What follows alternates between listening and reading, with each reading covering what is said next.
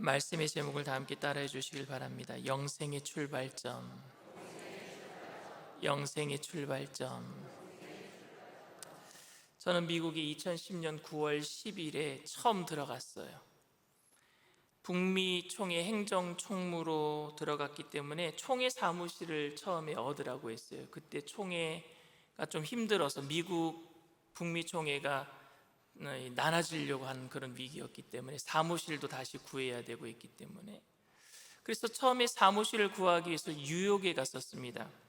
근데 뉴욕에서 사무실을 알아보고 또 LA 쪽에 와서 사무실을 알아보고 두 군데를 보고하기 위해서 이제 한국에 15일 만에 들어오게 되었어요. 2010년 9월 10일 날 나갔다가 15일 보름 만에 들어와서 사무실을 어디에 얻을까요? 보고를 하고 일주일 만에 또 나가라고 해서 들어와서 일주일 만에 또 비행기 표를 끊어줘서 또 비행기를 타고 나가서 결국에는 LA에다가 사무실을 얻고, 지금 베데스다 대학교 내에 빈 공간을 하나를 절 주셔서 그래서 거기다 사무실을 얻고 한 달 보름을 혼자 살았습니다. 왜냐하면 이제 비자를 준비해야 되니까, 가족들을 데리고 들어오기 전까지.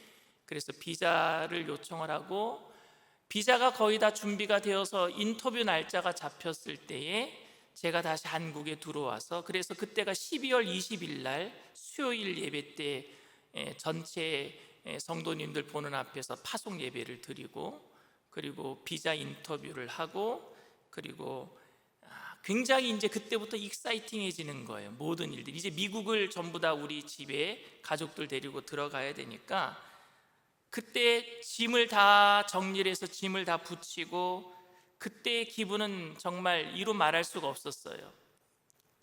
짐을 다 붙였는데 짐이 아무것도 없어요.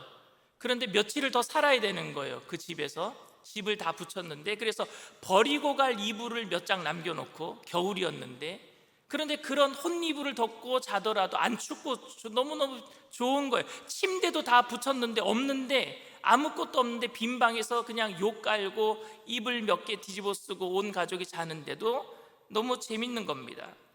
출국하는 날까지 정리할 것이 좀 더 남아 있었어요. 제가 타던 차가 있었거든요. 그 차에다 제가 공을 들였습니다. 여러 가지를 제가 바꿨어요. 그때 당시 스마트 키도 없었는데 저는 거기다가 스마트 키도 달고 막 그랬는데, 그 차도 제가 싼 값에 팔았어요. 싼 값에 팔았는데도 아깝지가 않은 거예요. 그리고 위약금을 물고 인터넷과 TV를 끊었습니다. 그때 스카이라이프라는 TV가 있었어요. 접시. 그 위약금을 물고 제가 다 끊어버렸습니다. 그런데도 속 시원했습니다. 아깝지가 않았어요. 미국으로 가는 것이, 온 가족이 미국으로 가는 것이 구체화되면서 한국에서부터 벌써 뭐가 시작이 됐느냐, 미국 이민 생활이 시작이 돼버린 거예요. 아직 출발을 안 했지만 집에 남아있는 가재도구도 없는데 너무너무 즐거운 거예요. 이미 흥분이 되어 있었습니다. 저는 천국으로 가는 영생을 얻은 성도님들의 모습이 이 땅에서 삶이 이래야 된다고 생각합니다. 별로 필요 없는 것들을 다 처분해 놓고, 아무것도 없지만, 손에는 가진 것 없지만, 눈에는 보이는 것 없지만 흥분된 삶으로 살아야 된다고 생각을 합니다. 벌써 출발은 뭐예요? 천국 시민의 출발은 벌써 이 땅에서부터 출발해야 된단 말입니다. 그런데 우리의 삶은 어떻습니까? 우리의 삶은 이 땅에서 영생을 누리는 것과 천국에서 영생을 누리는 것은 별개의 문제라고 생각하고 분리해서 살고 있지는 않습니까? 이 땅은 이 땅, 천국은 천국. 마치 미국으로 이민 신청을 해놨는데 대사관에서 연락이 없어서 가지도 못하고 현지의 삶에 적응하지도 못하고 이러지도 못하고 저러지도 못하는 그런 삶을 살고 있지는 않습니까? 그러다가 이곳에서 사는 것도 괜찮다라고 생각하여서 아예 눌러 앉아서 살 생각을 하고 있지는 않습니까? 한국에는요, 천당 밑에 분당이라는 곳이 있대요. 저는 근데 분당보다는 일산이 좋다고 생각을 합니다. 근데 어떤 분들은 천당 말고 999당은 있다라고 생각하는 것 같아요. 천당은 못 가니까 그래도 999당 이 땅에서 삶도 괜찮다라고 생각하는 것 같습니다.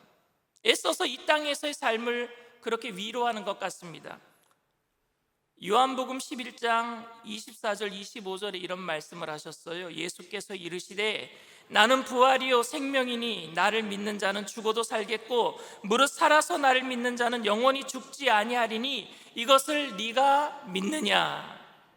예수님께서 마르다와 마리아에게 묻는 말씀이셨어요.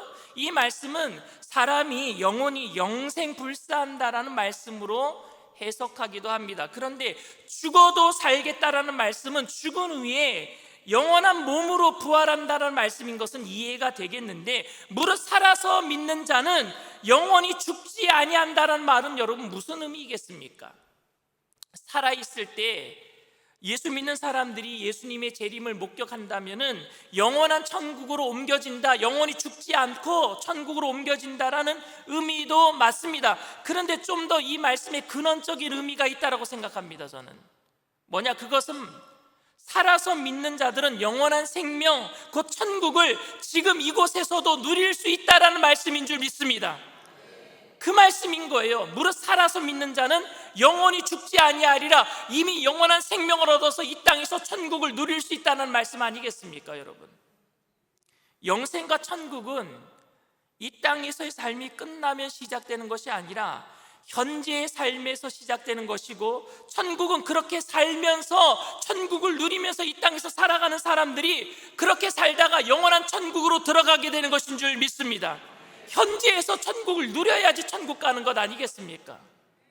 그런데 많은 사람들이 죽어서 가는 것이라고 생각한단 말입니다. 천국을. 오늘 본문 말씀 24절 25절 말씀이 이렇게 얘기합니다.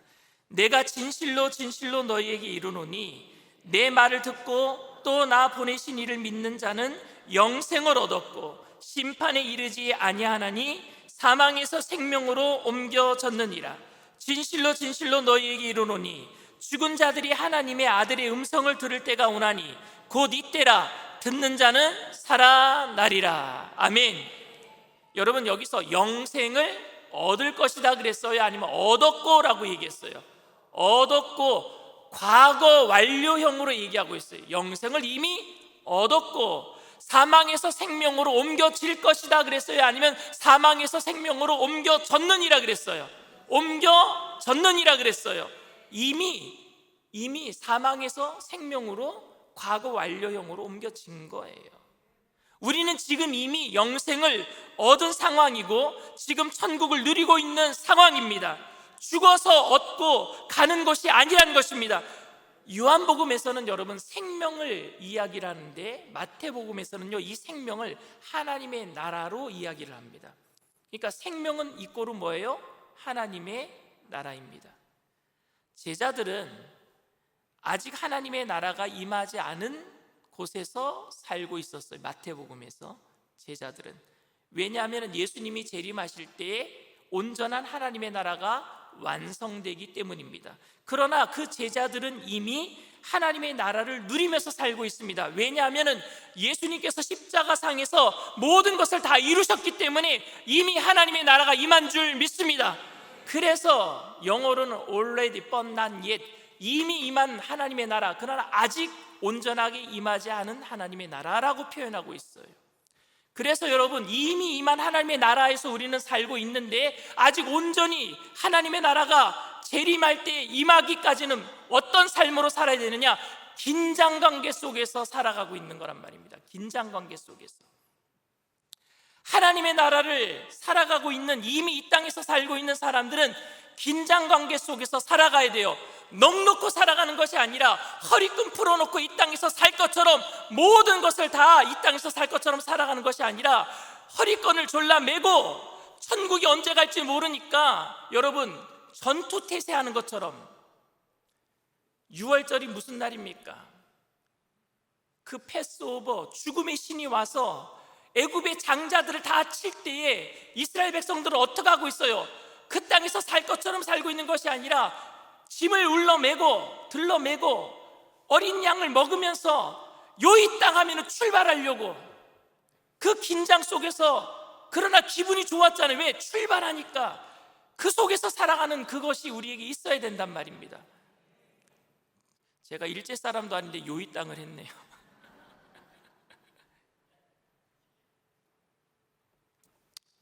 제가 미국으로 가는 비행기를 타기 전까지는 긴장의 연속이었어요.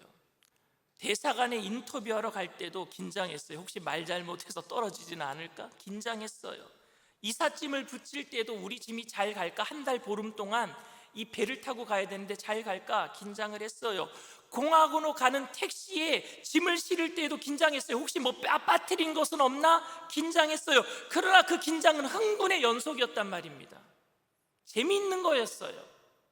이 땅에 사는 게 흥분의 연속이 돼야 돼요. 재미있어야 돼요. 천국 가는 길이니까. 현재 믿음을 가진 성도들이 잘못하고 있는 것은 하나님의 나라 영생을 현재의 삶에서 떨어뜨려 놓은 거예요. 분리시켜 버린 것입니다. 죽어서 가는 나라가 하나님의 나라라고 생각합니다. 죽어야만 영원한 삶이 시작된다라고 생각합니다. 현재에서는 영생과 하나님의 나라가 나와는 상관이 없다라고 생각합니다. 하나님의 통치는 죽어서 시작되는 것이라고 생각합니다. 그렇기 때문에 예수 믿고 천국 가는 것은 보험 들어놓은 것이라고 생각하기 때문에 현재는 아직은 아니니까, 죽지는 않았으니까 아직은 내 마음대로 살아야 되겠다, 이렇게 살고 있단 말입니다. 천국 가는 입장권을 사놨으니까 이 세상에서 마음 놓고 생을 즐기고 있지는 않습니까? 교회는 마치 입장료 지불하듯이, 보험료 지불하듯이 그렇게 한 주에 한 번만 와주면 되는 거라고 생각하는 겁니다. 인심 써서 한 주에 금요 예배 한 번 더 참석해주고 수요 예배 한 번 더 참석해주면은 천국에서 보너스가 있을 것이라고 생각한단 말입니다. 아니요, 안 그렇습니다. 여러분, 하나님의 통치는 죽어서 시작되는 것이 아니라 그 아들을 믿을 때 지금 시작되는 것입니다. 지금 시작되는 거예요. 예수 그 아들을 믿을 때 그 영원한 생명이 우리 안에 역사하는 것입니다. 우리는 여기서부터, 지금 이 자리부터 영생을 누려야 합니다. 천국을 누려야 합니다. 그런데 우리를 답답하게 만드는 것은 현재의 상황이 천국을 누릴 수 없는 상황이라는 것이에요. 그렇죠? 답답해요. 눈을 뜨면 보이는 게 지옥 같아요. 오죽이나 했으면 청년들이 헬조선이라고 했겠습니까?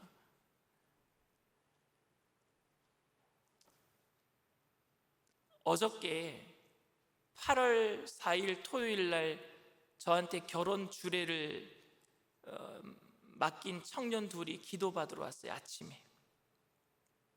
근데 그 청년 둘이 저한테, 목사님, 우리가 한국에서 어떻게 하면 아이를 잘 키울 수 있을까요? 묻더라고요.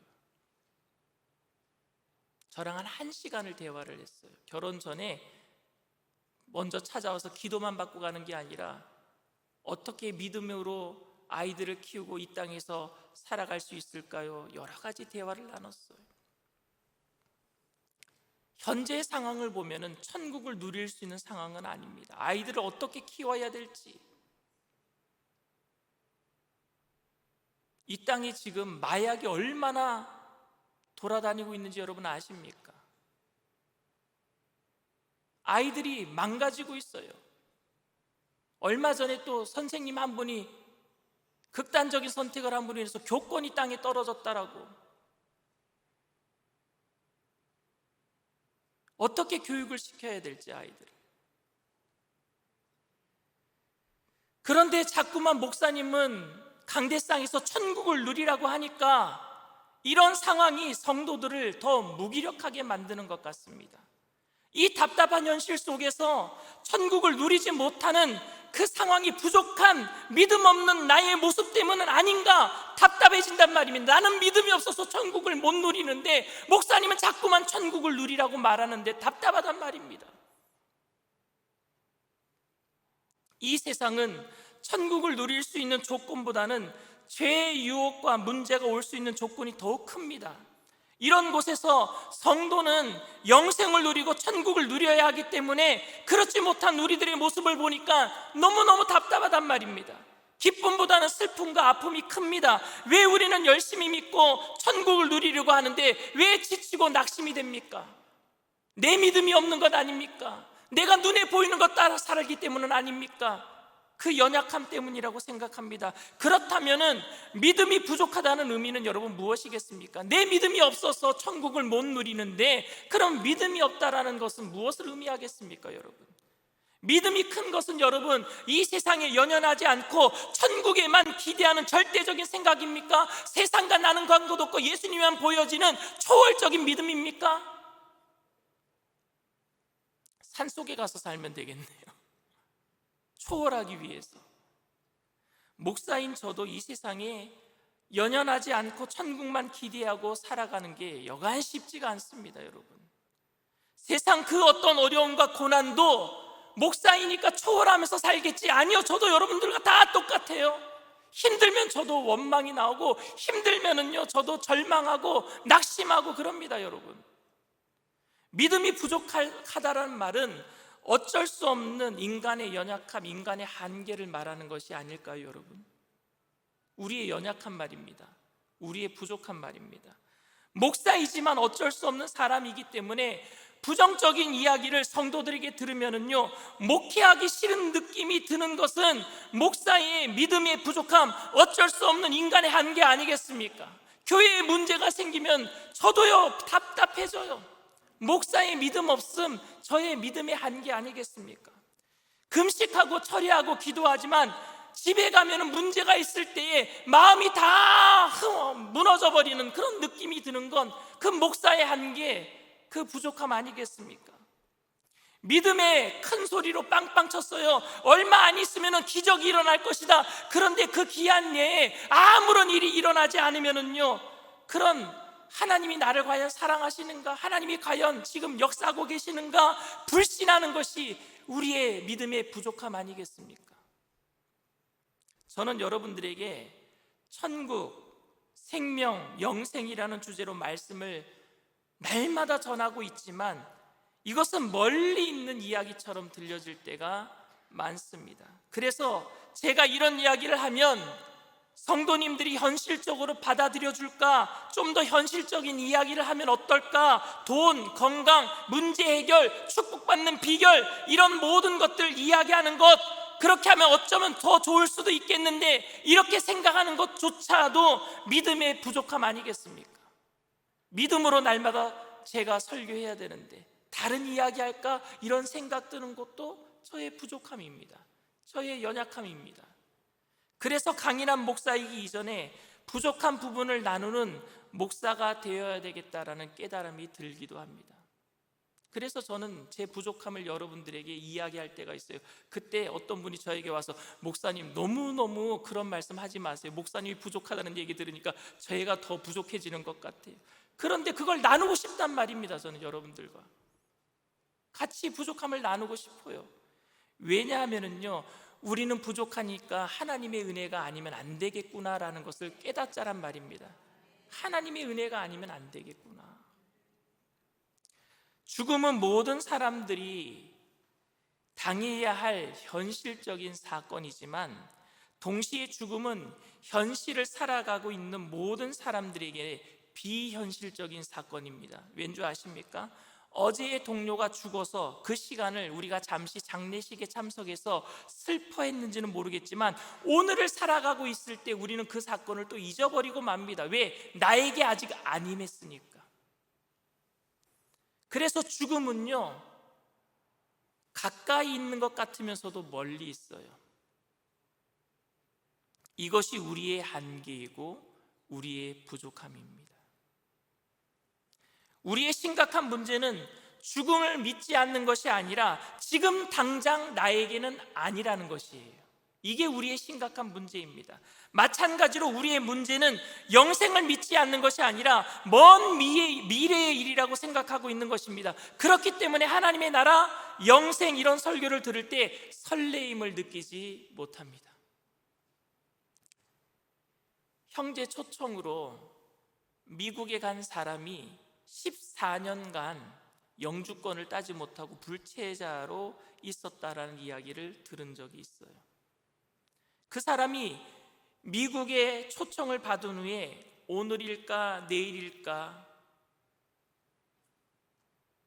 만약에 14년 동안 불체자로 살기 전에 한국에 잠시 있는 동안에 오늘일까 내일일까 비자가 나올 때까지는 기다려야 될 거 아니겠습니까?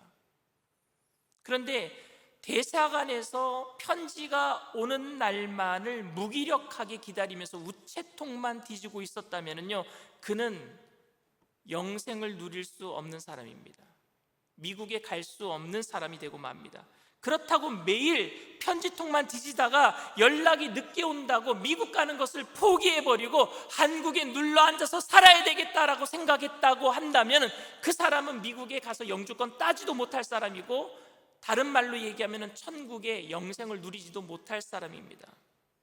그런데 14년이 걸리더라도 비자를 기다리는 동안에 최선을 다해서 한국에서의 삶을 살았고, 비자를 받고 미국에 갔는데 영주권이 나오지 않아서 그 영주권이 나오는 14년 기간 동안에 미국에서도 최선을 다해서 살았다면은요, 그 사람은 시민권을 딸 수 있는, 영주권을 딸 수 있는 자격이 있는 사람이고, 그렇게 우리가 이 세상에서 천국을 향해서 살고 있었다면은요, 우리는 영생을 이 땅에서도 누릴 수 있는 사람이 되는 것입니다. 여러분, 이 땅에서 어떻게 영생을 누리느냐? 하늘나라만 바라보면서 사는 것도 아니고, 이 땅에서 하늘나라 가기 전까지 이 땅만을 바라보면서 사는 것도 아니고, 하늘나라를 바라보지만 이 땅에서 최선을 다해서 사는 사람이 천국을 누리는 사람인 줄 믿습니다. 천국에서 누릴 수 있는 삶을 생각하면서 현재의 어려움을 참고 살자는 이야기가 아닙니다, 여러분. 그것 때문에 현실의 삶의 어려움을 관가하고 이야기하지 않는다면 그것 또한 우리에게 큰 아픔이 됩니다. 천국 바라보면서 참읍시다. 얼마나 아픕니까, 여러분? 현재가 아픈데 목사님은 자꾸 참자고 하고, 그런 이야기가 아닙니다. 고난이 있는데 참고 살다가 천국 가면 다 해결된다? 자식 문제 있는데 나 천국 가면 자식 문제 다 해결될 거야? 아니요, 이 땅에서의 삶의 아픔도 있잖아요. 그러니까 최선을 다하자는 말입니다. 현재의 삶에 우리는 현재의 고난과 문제를 영생의 관점으로 생각하고 바라봐야 합니다. 고난 중에 있는 사람들에게 베드로는 베드로전서 2장 9절에 이렇게 얘기합니다. 그러나 너희는 택하신 족속이요 왕같은 제사장들이요 거룩한 나라요 그의 소유가 된 백성이니. 확실한 정체성을 이야기해주고 있어요. 이 땅에 살고 있지만, 너희들 지금 고난받고 있지만 너희들은 하나님의 택하신 족속이야, 왕같은 제사장이야, 거룩한 나라야, 하나님의 소유된 백성이야. 이 땅에서 사는 동안에 대충 살자라는 이야기가 아닙니다. 이 땅에서 성실하게 살자라고 얘기하고 있는 거예요. 너희들 택하신 족속이야. 그러니까 설렁설렁 살아서는 안 되잖아. 너희들은 왕같은 제사장이야. 그 사람들은 얼마나 프라우드가 있는데, 자부심이 있는데 기죽지 말자. 문제가 있더라도 기죽지 말자. 너희들 거룩한 나라야, 하나님의 나라야. 하나님의 나라는 하나님의 법이 통치가 되는 곳이야. 그러니까 영혼이 잘 되고 범사가 잘 되고 잘 될 것이야. 걱정하지 말자. 그의 소유가 된 백성이야. 하나님이 책임져 주셔. 이렇게 얘기하고 있는 거예요. 그러니까 우리가 이 땅에서 그냥 대충 살지 말자란 뜻이에요. 죽음, 심판, 영생, 천국은 먼 미래의 일이 아니라 현재의 일입니다. 우리가 그렇게 살아갈 수 있어요. 잘못된 기대로 무기력한 삶을 살아서는 안 될 것입니다. 10년이 걸리더라도 20년이 걸리더라도 주님의 나라는 임하게 될 줄 믿습니다. 근데 지금 임한 나라를 누리면서 살아야 된단 말입니다. 포기하지 마세요. 문제가 있더라도 하늘나라 가면 다 해결될 거라고 생각하고 덮어놓고 살지 마세요. 그 문제 가운데 최선을 다하세요. 하나님이 도와주실 줄 믿습니다. 먼저 영혼이 잘 되게 하실 거예요. 그리고 범사가 잘 되게 하실 거예요. 그리고 강건하게 하실 줄 믿습니다. 천국 가는 사람은 현재 가운데 천국을 누려야 됩니다. 그게 영생의 출발점이 바로 이 시간이란 말입니다. 그리고 이곳이 되어야 된단 말입니다. 천국을 누리는 사람이 천국 가는 거예요. 여러분, 맛을 봐야 맛을 알죠. 옛날에 어떤 광고의 카피 문구였어요. 맛을 봐야 맛을 안다고. 천국의 맛을 본 사람이 천국을 들어가는 거예요. 영생은 이미 시작되었습니다. 천국은 여러분들의 삶에 이미 시작되었습니다. 천국의 기쁨은 이 땅에서 누릴 수 있는 것입니다. 그것은 바로 예수님의 제자로 최선을 다하면서 이 땅에서 살아내는 거예요. 그래서 신앙은 생활입니다. 신앙은 생활하는 거예요. 살아내는 거예요. 견뎌내는 거예요. 주님이 힘을 더하여 주실 줄 믿습니다. 저 여러분 모두가 이 땅에서 제자로 천국의 영생을 누리며 살게 되시기를 주님의 이름으로 축원을 드립니다.